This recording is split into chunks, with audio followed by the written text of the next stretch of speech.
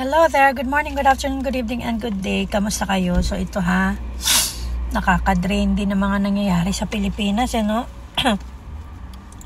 Hindi na natin alam kung hanggang kailan pa aabot ang sobrang pagiging masokista ng mga Pilipino na lahat ay tinitiis.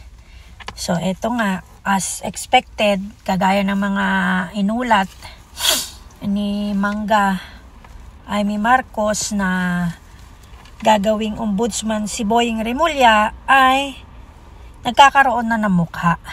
Ang pinagtataka ko lang, wala rin palang kwenta tong judicial board Chubanes na to. Judicial, hindi naman nila alam pinaggagawa nila. Lahat talaga natatapalan ng salapi, no? Kasi paano nabigyan ng clearance si Boying Remulla na may siyam na pending cases tapos may 2 disbarment pa? 'Di ba?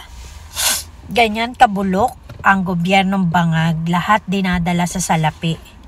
Lahat gagawin nila para mapagtakpan ang kanilang mga ginawang kalokohan at ilalagay nila si Remulla dyan para kasuhan nila ng kasuhan ang mga Dutertes at sila naman ay hindi makasuhan o kaya mapawalang sala.